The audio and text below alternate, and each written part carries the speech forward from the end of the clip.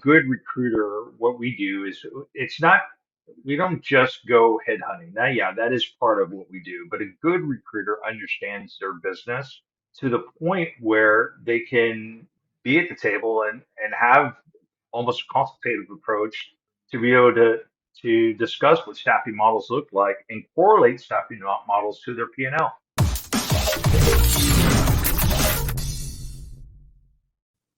Today's episode is brought to you by, well, us, the team here at PT Pinecast Media. If you've ever thought about launching a podcast to grow your brand, your clinic, your business, or just to share ideas, my team can help. This way you record, we do the rest.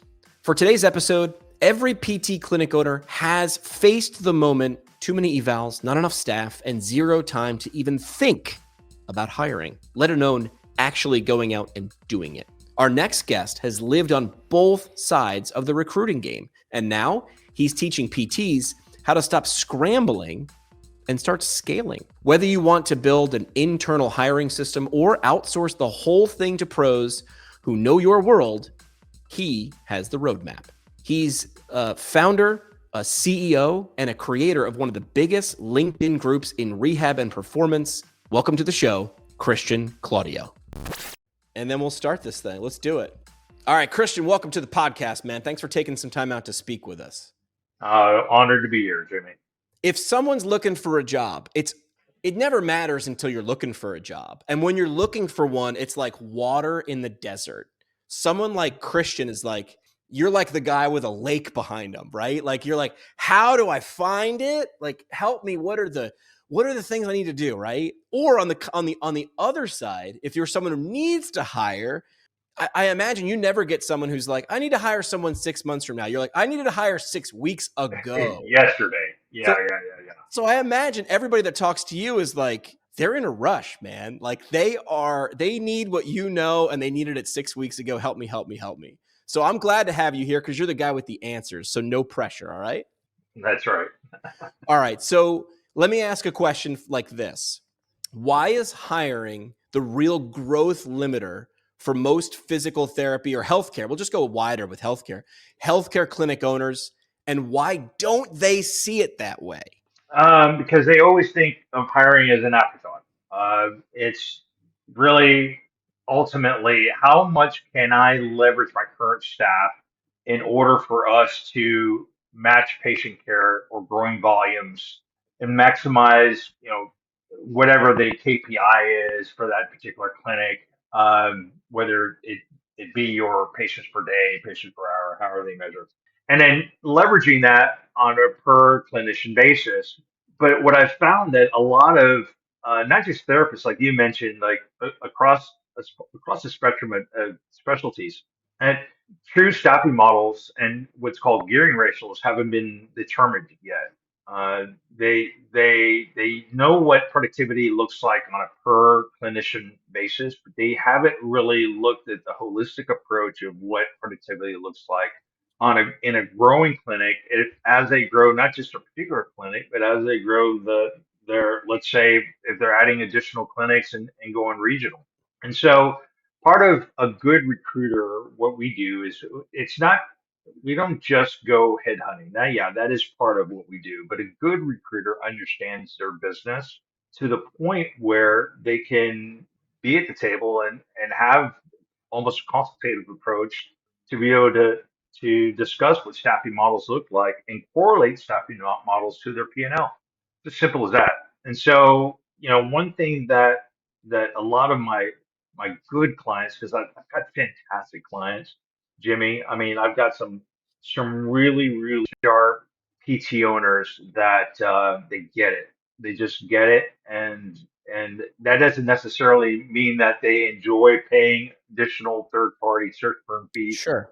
No one does. But what they do is they understand that they've pre-negotiated a, a, a relationship that is absorbed by the additional cash or additional revenue that they're able to receive from this particular hire. And to answer your question specifically, fully understanding what a new therapist represents in the form of revenue for the clinic. and then factor in those costs of not just cost to hire, which this is where everyone focuses on, but really the cost of inaction, not having that therapist, and then the time frame. So I have one particular client that he is probably one of the best marketers and recruiters. He's just as good as I am, Frank, as a recruiter. Wow. And he's a he owns 3 clinics. I mean, it's not a big empire, and he did that purposely. He likes quality of life as well. He's the late guy, but man, he's sharp, and he can recruit and market like the best of them. But he utilizes me because of acceleration of time, Sure. and I can finish the sentences. And so, because we have that level of relationship, the only call when he calls me, I know what he's already done, and then what I have to come in and this essentially he's giving me softballs to continue his success.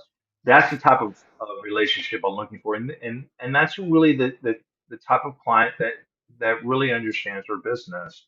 And so, yeah, someone that can plan ahead and can allocate those costs into the additional cash flow that they're going to Yeah. be. Let me ask, you don't have to say who it is, but let's go back to that guy. Like if you were to break down his DNA, what makes him so good? What makes him so nowhere in PT school or any of the prerequisite classes that we took, this wasn't in there. What are the elements that make someone good at recruiting, which is such a skill set, but if you don't have it, man, it can really limit your growth. Yeah, his number. So it's a 1-2 punch.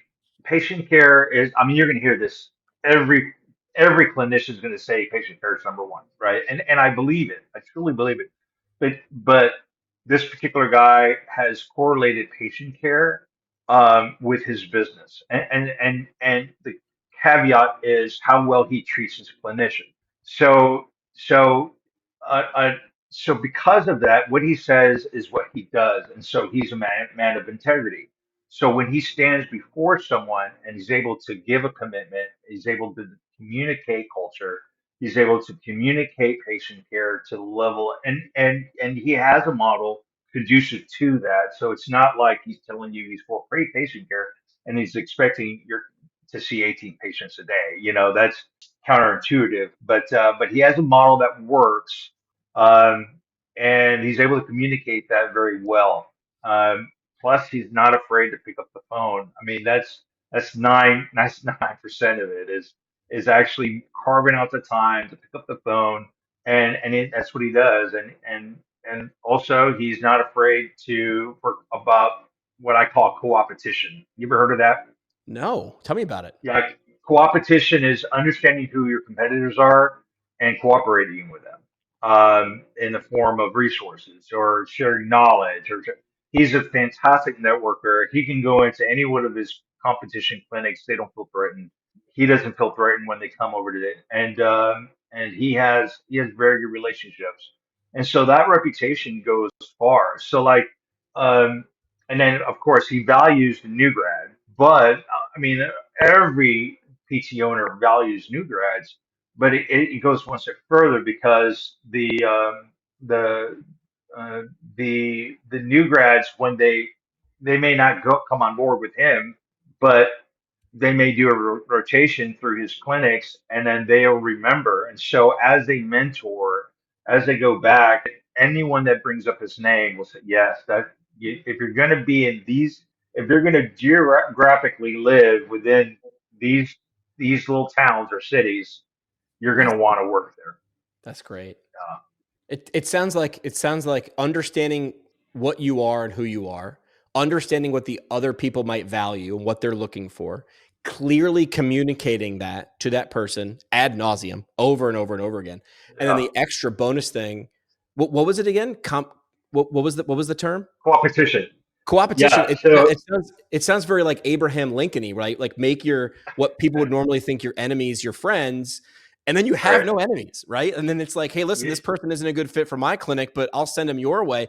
That doesn't really hurt you, right? Like if that person wasn't going to be a good fit, but would, what is the harm of co-opetitioning with that person? Absolutely. I mean, he is. um, he's a he is a low volume guy, um, manual therapy type practice, and he focuses on OCS, SES, and CS fellowships for his clinicians. He wants everyone to have that next tier of specialization.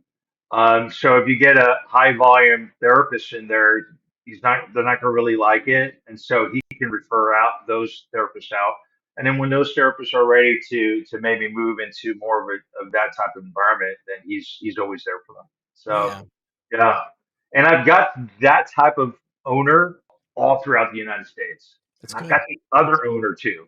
Who's that? Now describe the other side of the coin. The other side of the coin is the so we're talking about, essentially we're talking about perfect clients versus challenging clients, and so the other side of the coin, and the ones that are hardest to recruit for, are owners that are not, they treat me like they would treat the clinician. So they're not very responsive. They don't provide feedback.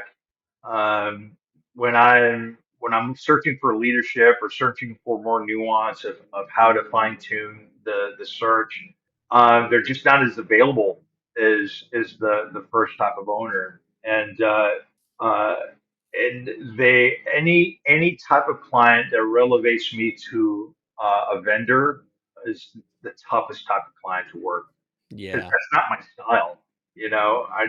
I can be a vendor for anyone, but I choose not to. So yeah, I've got a few of those too. Are you still stuck spending hours on administrative tasks? Empower EMR automates scheduling, billing, and documentation so you can actually focus on your patients, not your paperwork. Book a free demo now at empoweremr.com. Well, there's lessons in So that, right? Which is if you're going to work with someone like Christian, that person needs you. I was taught early on in my radio background, which is when you become the program director, which is the guy who runs the radio station. It's like clinic director, similar level, right? And you now work for everybody, quote, below you. And it seems counterintuitive because when you're the minion, right? When you're the guy, when I was working my right, way up in radio, I couldn't wait to be the boss to tell everybody what to do. And then I worked for some really great bosses and some really not so great bosses. And I realized the great ones actually worked for me. If I had a problem, they were like, well, let's go down the hallway and fix this and let's get it done. right, And the other ones would just say, figure it out. It's what I pay you for. But I'm coming to you with a problem, some potential solutions. I'm trying to be proactive. So working with or for people, there's a difference. I liked people that I right. worked with, but if I worked for people, that's when stuff got really difficult. Let me change the topic. What is a strong internal? Well, first of all, what is an internal recruiting system? I don't know I mean, I'm talking Yeah. with someone like you. I might think I know what it is. What is what is an internal recruiting system? And then what does a good one look like in an organization? So I'm gonna ask you a question for clarification. Are you referring to recruiting processes, or are you referring to an actual applicant tracking system, or all the above? Let's do all the above because I got you here. You're the guy. Okay, sure, sure. So you starting with the actual technology, just having the technology that can easily post your positions and then be able to track your candidates, having a very clear, concise pipeline, and then a system that will allow you that will remind you to do everything from contact points with the candidates after each stage, depending how large of a practice that you're recruiting for. And then the most important thing is the system that really helps you keep up with after the hire. So the onboarding stage, and then 30, 60, and what I call a 30, 60, 90. So got to be able to touch base with your new hires at 30, 60, and 90. And it's got to be a formal process, assuming you're talking with them every day, but just specifically talking about the recruiter, not the owner, but the recruiter following up with, and having that follow up with your clinician is huge. And then that way you can avoid any kind of misunderstandings or weird exits. I've heard them all. Um, and then that kind of tailors into the actual process itself, having a very easy, non-complicated. if you're a clinic owner, two-stage process, a two interview process max. If Thank you're a you. larger, Thank you for saying that, because there's some people who are, I've yeah. heard some horror stories. Oh my goodness. I mean, it's bad out there where you're making this poor candidate go through, and never mind the shortage, Sure. and then they're going to go to the place that makes them feel comfortable. It's that hard to get on board.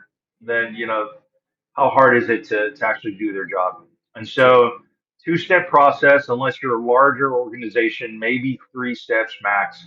And then having it, having what you say in the interview process got to correlate, to the onboarding.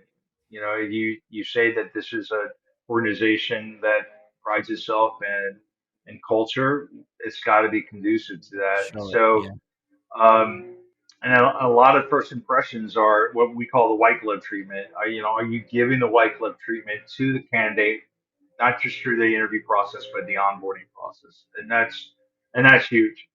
Making it as painless as possible. The from the from the first day to the EMR training to if they're going into some sort of specialization, um, and then and then you know again partnering with your internal recruiting team in order to make sure that they're doing that. And if you don't have an internal recruiting team, finding a third party recruiter like myself, or more and more what I'm seeing and what we're considering doing is doing more fractional type recruiting services where you may not fully hire me on board, but I could act as if I'm one of your recruiters. And so, Understood. yeah, Those are the yeah, tools. You've said before, it's like one of your hot takes, right? Which is a lot of clinics sabotage their own hiring. One of those things would be having so many layers in the hiring process that it actually gets rid of the good people, right? that's So right. what are these things that they can do that they are doing that they're sabotaging their own hiring, and how can they fix those things? Yeah, no feedback. Well, feedback. So no feedback on each stage, either to the recruiter or even to the candidate. I even candidates that apply directly, and I would call them and say, "Hey, what do you think about XYZ clinic?" It's like I already applied there. I'm like, "Oh, interesting. Well, when did you apply there?" 3 weeks ago, and I haven't heard back. And I'm like, "What?" And so, and then when I would reach out back to my client, they'd be like, "Oh yeah, yeah, this candidate in our process right now," and I'm like, "Well, no, the candidate doesn't think they're in process because they lack the feedback. They think that maybe 3, 4, or 5 days can go by, and at that point, they're sabotaging those candidates. And there's positions are a dime a dozen right now. It's a candidate-driven market, and so you're going to lose those type of candidates, or they're going to lose interest. Self-sabotaging. But I mean, I feel Self-coach. like a lot of things that you're saying are obvious when you're saying them. I feel like even if someone wasn't going to partner with someone like you, which they probably should, saying some of these things out loud, would you want to be going through your own onboarding process? Would you want to go through your own resume submission process?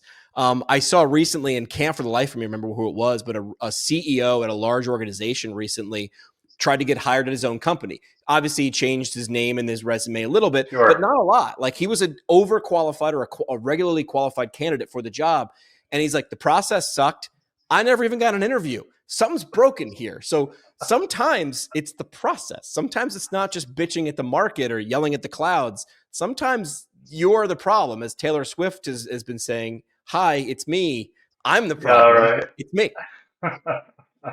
Absolutely right, Jimmy. I mean, um, it's interesting. I mean, that would be a really good exercise. I like to see is a lot of the clients that go through the process, and I think a lot of the good ones really have a beat on it, has an understanding of, okay, well, this kind of blows. Maybe we should tweak this, or Change it or have up. a 24-hour policy where we're giving feedback right away to candidates and setting the expectations, painting the picture, painting the vision. I mean, that's another sabotage I see quite a bit is I'm painting more the vision for my clients than my actual client or the actual owner is painting when they meet with the Oh, candidate. So because, and this is number two sabotage, is the interview itself. So a lot of my clients that listen, that they're good, but the some that they want to do their own interview process the way they've always done it. I've asked a candidate, hey, how was the interview? And they're like, well, I learned a lot about the clinic. I learned a lot about, the what the needs are, but I didn't see myself as part of it. And I'm like, Huh. well, why? Yeah, and well, the owner never asked about me, what my goals are, where I'm wanting to go, and it was always just what I can do for the clinic. Right. And a lot of times when even when I see the problem with recruiters too, is they'll call not so good recruiter. There's a misnomer that all recruiters that make phone calls are good recruiters, and that's not Sure. necessarily the case. How they actually make the phone call too. In my 20, almost 20 years of recruiting and recruiting leadership, one of the things that I've had to train, like not so good recruiters, is that initial call, and and also how they screen, and then clients how they actually do conduct the interview. And it's something like this: if you begin the call with, "I have this need, I have this, I have that," and you provide the laundry list, right? I call it the old or the bad watch salesman, where you got a watch salesman, and you open up the trench coat, and all the watches are there. You want to buy a watch. It's awful because it's all about me, right? Right. It's not about the candidate, and and candidates feel that they have an issue with that, and so those recruiters and also the clients that say, well, let me find out more about Jimmy. Let me find out more what what you're looking for, and then I can provide what our clinic is about, and then you can see if this is a fit in the next stage in your career. Just that little switch, it makes a world of difference. It just means that you really truly care, or it projects that you care. Yeah. Um, on the flip side, you may care. You may go to every birthday party, or you may go to every wedding or funeral of your employees, and you truly care. But first impression is everything. And so if you start with your laundry list of needs and not really seeking to understand what the clinician needs or the candidate needs in that matter, then you're going to send the wrong impression. Sure. Anything So else? yeah, sabotage And number two. Yeah. yeah. Is there a third major sabotage you see or Yeah, if a clinical owner is going to do their own recruiting, they don't. A lot of times they're doing what we call posting and praying. So they post a position, they use all the job boards, and they just hope and pray that they're going to get a candidate, and then they'll hire a recruiter. They don't ask the recruiter, okay, what is your process? They'll just say, okay, well, you're the cheapest recruiter, and so I'm going to go with you? gonna send you, and then the recruiter does the same thing, posted praise, and so that's the biggest sabotage I would find in actual recruiting and sourcing. So I do what's called, and I teach and I promote what I call a push pull approach. So a push approach is a lot of the market doesn't do, and that's kind of what the old school recruiter used to do. Is they would just pick up the phone, like I mentioned earlier, pick up the phone, tap someone on the shoulder, and don't approach them like a used car salesman or a watch salesman, but ask them, be consultative. So one of the things that I've taught my recruiters in the past, and I like to do, is I just imagine if I have a candidate on the phone, I imagine that there's a table between us, and I purposely in my mind get up from the table and come alongside them. So how I speak to them is how I would speak to them if I was in the same room alongside them, presenting to them an opportunity as a more of a consultative approach, as opposed to a sales approach. Not that sales is wrong; sales is fantastic, and is definitely needed in our industry. But it's not us versus them either. Sure. It's having a consultative approach, and then knowing, not being afraid of no. So a candidate, it's not a good fit. It's not a good fit, especially in this day and age. I see a lot of recruiters try to cram what a square peg in a round hole, right? Sure. You can't do that. Not with people's lives, and having the understanding that this is about people's lives, and you have influence in someone's life for the next 2 to 10 years. I placed this one particular candidate, relocated her from Iowa to the mountains, the White Mountains of Arizona, and it was a big move for her. And I we went through it. We did the pros and cons. The healthcare system at the time, a fantastic system, great client, great facility director, and when went there, fell in love with the area, and then 15 years later, she's still there. I still get a call. She calls me periodically, thanking me, and so that's a huge responsibility, and I take that seriously. So if you're hiring a recruiter, making sure that they address those three things, and really, ask them about the recruiting process. What, where are you posting? Okay, that's fine. Now, how are you doing the other side of it? You're pushing now. How are you pulling candidates in? And and then that's a holistic approach on how to do it. So not just posting and praying. That's important too. You got to get your name out there, but getting a geographical list of the candidates in a 20-mile radius, 30-mile radius of the clinic, and just tapping them on the shoulder and finding out where they're at in their career. And then if it's not for them, then asking who do they know. Yeah. So just blocking and tackling. And some of my clinic owners, they do that well. So then when I get the call, I'm like, oh, okay, I know they did all that stuff. It's the harder So one. so then we do some extra stuff that we do How do that you I guess know makes it when work. that tipping point is? You mentioned that you've got some people that you work with who do the basics really well. So where's that tipping point if you are sitting next to an owner on the same side of the table when it's clinic hire in-house or partner with someone like you at StaffMed? What's that in case of fire break glass moment? Yeah, that well, it boils down to this, and a perfect owner, perfect client, they do everything, and then they still need my services. It's only because of one thing and one thing only. They do not, because they're friends with their buddies. They don't want to call into those clinics and poach. And so sometimes, they'll when I sit down with them, I'm like, okay, you have a choice. You can tell me what to do, what you don't do. Tell me the tell me the clinics that are off limits. What are the competitors that are off limits? And really, that's their number one limitation is either calling a clinic owner that's a friend that they feel awkward doing that, or even someone that they're not really close with, that they're competitors and they haven't gone into each other, but they don't want to be perceived as poaching. Sometimes having that third party being able to come, especially my approach, which is not a hard sell type of approach. I just come alongside of them as a colleague and say, hey, have you considered? Are you completely happy? And or the question I love asking is, if you had a magic wand, what would you change in your current workplace, your current role? And then the follow up question is, do you see that actually happening?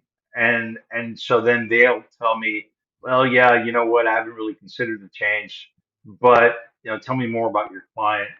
And then if word got out, it was my company's name that called them. It wasn't the Sure. PT clinic down the street that called them. And so usually that's why a high level client to understand these things, they would reach out to me because of that. And then the other thing is the client I was mentioning when we first started our meeting, our talk, there's only 12 hours in the day that he likes to spend. So he recognizes that if he can just duplicate himself, then Sure. he's able to do more in the market. And Sure. so sometimes that's just they have no problems doing any of the steps. They just need someone they want to duplicate themselves. And then hiring someone like me is a lot cheaper than hiring a full-time person Sure. internal. So does that help? Those are the two reasons why they would end up going with me. Are you still staying late just to finish your notes? Aphelis Scribe uses ambient AI to auto-generate documentation, so your notes are done before you leave the room. You want to see how it works? Email me now at jimmy@ptpintcast.com. I'll give you a quick demo. Yeah.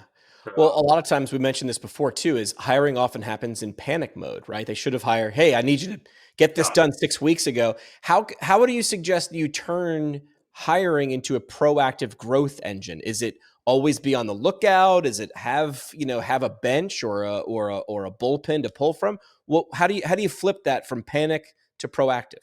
Well, I mentioned it before. Those are great suggestions. That all is so. Those are all components to one main thing. And that's really understanding staffing model. It really boils down to where do you see the clinic going? What is your what is your what's the square footage? What is the capacity that you can reach in the clinic, and how many truly how many clinicians are coming in? And then looking at where your tenured staff is, like, is there, are there any risks that the staff may exit it, leave, maybe be on some sort of leave that you need coverage, and then having that bench to be able to anticipate those unforeseen losses of staff. But then always be recruiting.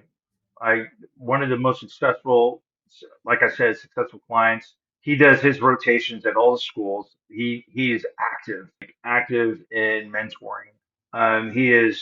He'll do workshops at the clinic, and that's been huge. Bringing in more of the community, and he'll pull from hours away to be able to pull other therapists and clinicians in. He's not just having your rotations with students, but following up with those students all constantly. Um, and then I've even seen him work with techs and have the techs come back, go to school, come back, and then come on board after school, or encouraging the techs to get their PTA license, going progress, so that's been a best practice that I've seen him to do Yeah. too. You've But you've really built staffing model for planning. Sure. It sounds like you're highlighting like he understands what game he's in.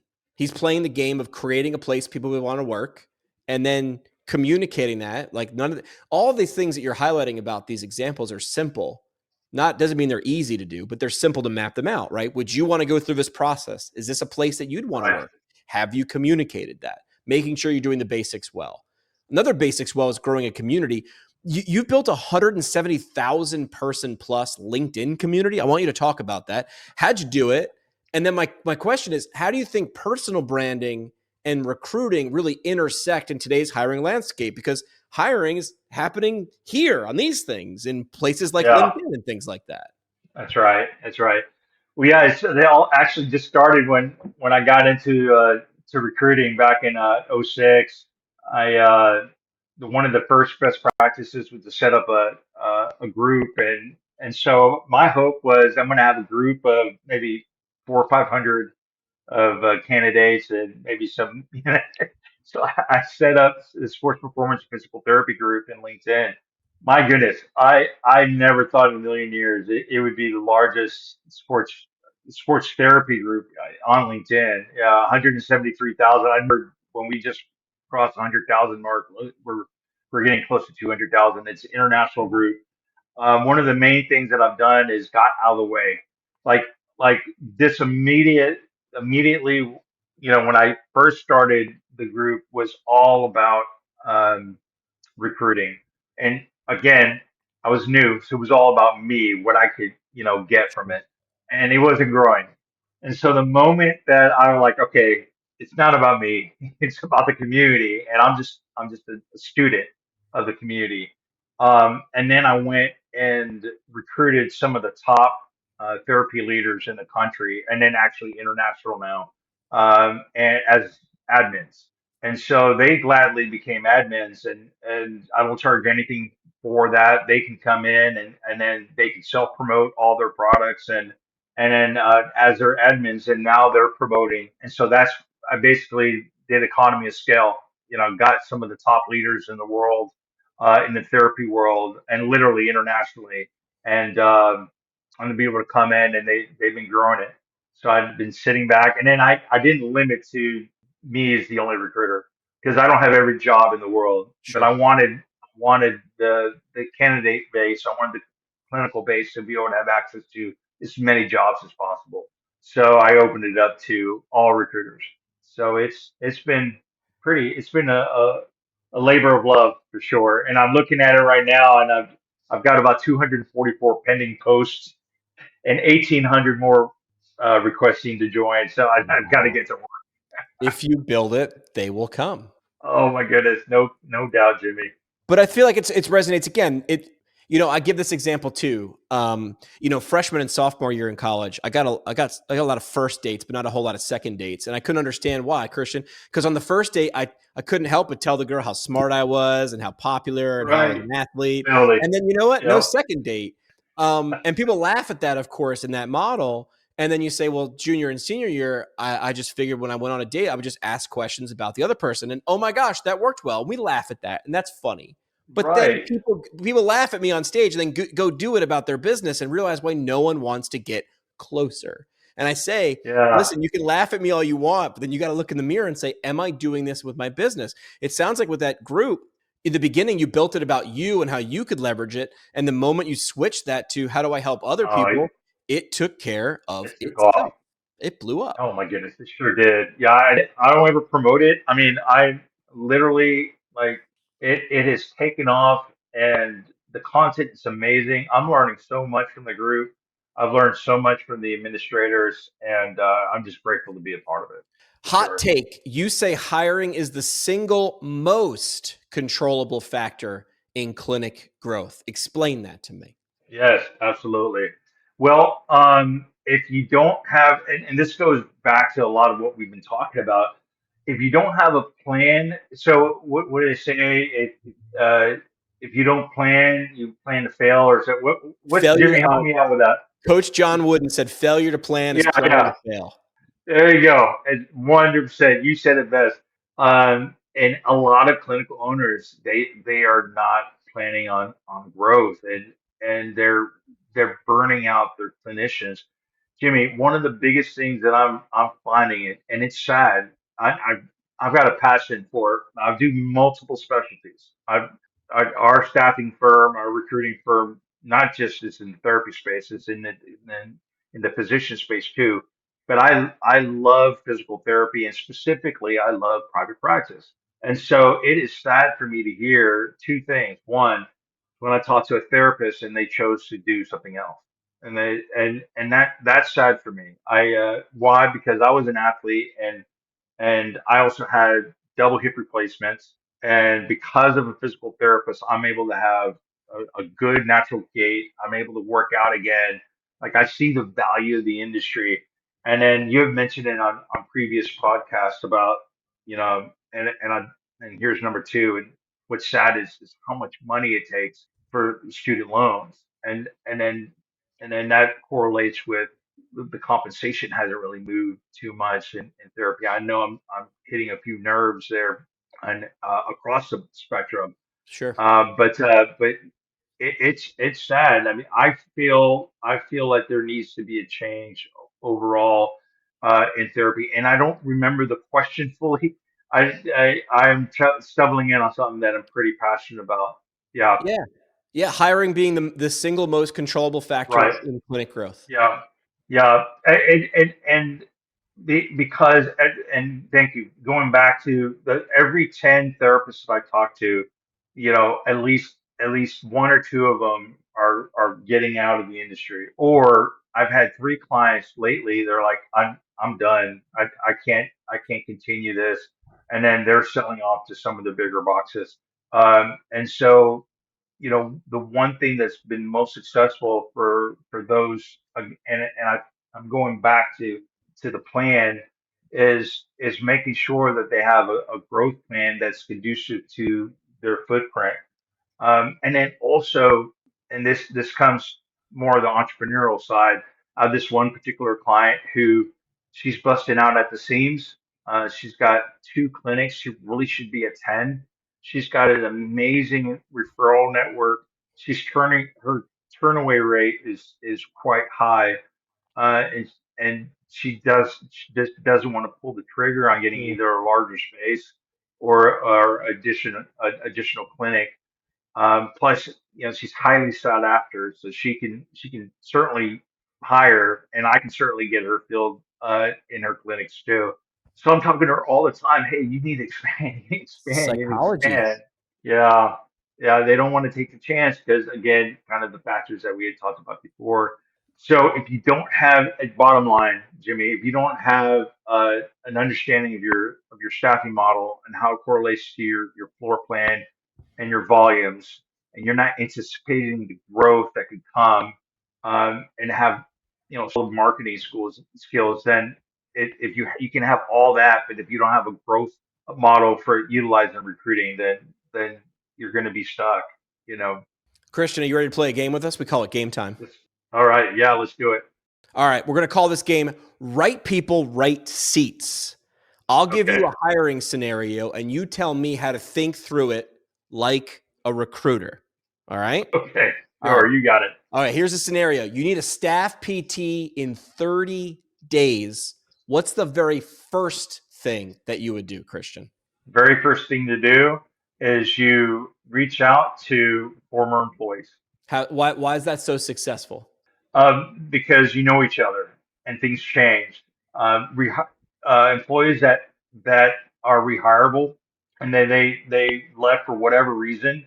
I had a scenario that it was the exact scenario in Atlanta, Georgia. There was one particular owner. She had opened 3 years ago, and one of her first hires was a really good friend of hers, and they had a falling out because at the time it was a cash based practice, and this is like they're just hand to fist, time or hand to mouth type of scenario. Well, fast forward now she's a full fledged practice. She's got plenty of volume, but she just never wanted to make the call because she felt like there was something like in between them. Make So that I call. encouraged her to just give her a call, and they were able to make amends, bring a relationship back together again, and now they're buddies again. And she's working there 2 days a week, and That's so great. yeah. So it's unfortunately it took me to do it, but if she would have just picked up the phone, that was her friend. Yeah, you never know. When you see a job post online, here's scenario two. One red flag you see in more than 90% of job posts. What's a red flag? Uh, no perks and benefits at the very top. Yeah, make sure Yeah, you sell the major red benefits, flag. right? I see a lot of laundry Yeah, lists. Hey, yeah, we're hiring. Okay, great. That's about you. And we it's need all this. about you. And this is Yeah, about us. And this is where we're located. This is the type of patient. Hey man, if I can't see myself in your story, I'm not gonna get any closer to that. it really bottom line, Jimmy. That's it. So like when I see those postings, I get excited as a recruiter Sure, sure, because I sure. know We're I out can of make work. them. Right. It's right. Third scenario, new grad or seasoned physical therapist, which do most clinics overestimate or underestimate? Oh, that's a good question. Oh, but I got a little.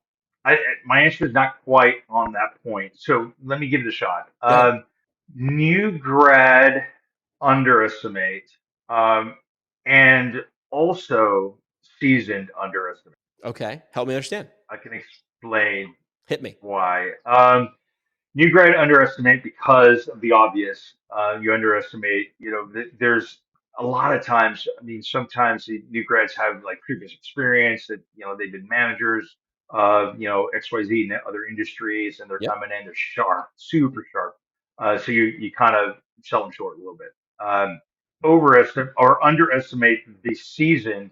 Man, so many, even some of my best clients they don't necessarily want to hire a 25 plus year therapist because they feel like, all right, well, they're already set in their ways, they have bad Right. habits already, or they're going to undermine my authority. I've had that as an issue.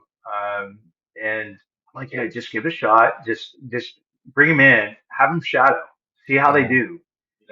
Have them just shadow you and introduce them to patients. See if they cut you off. See if how they respond, and then a lot of times they value that level. A lot of times their own fear is their worst enemy. So really, it's not that at all. Is that seasoned person can come in and really add some value, and one thing that I I preach to everyone I come in contact with is edification costs zero.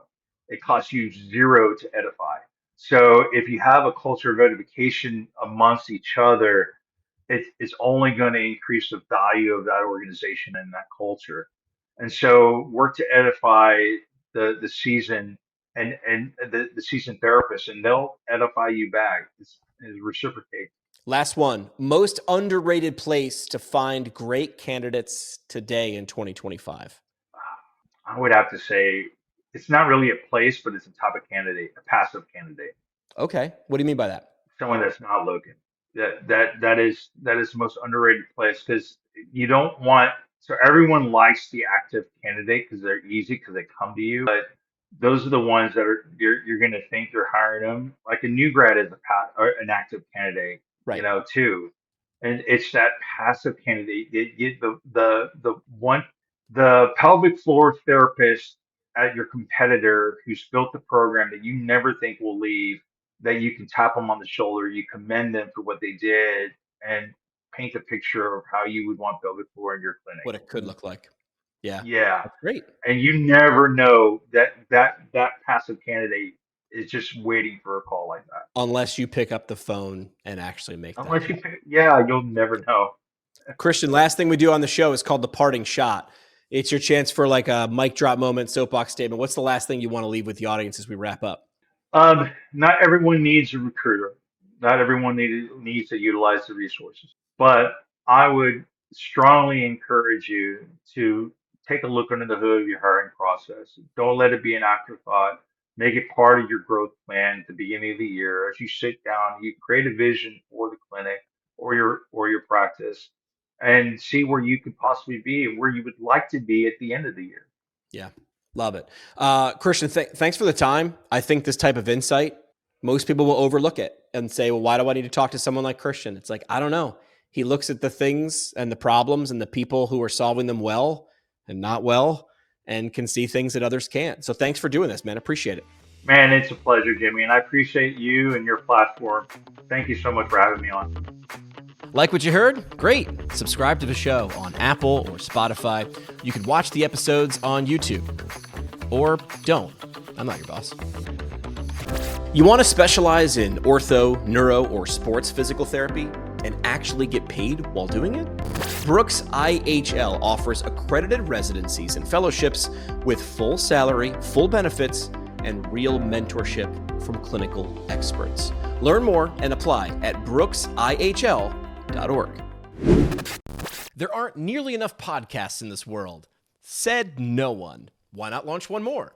If you thought about launching a show but don't quite know how, we can help you do all that back-end stuff. Email me at jimmy@ptpintcast.com and we can add one more podcast no one else will listen to the pile.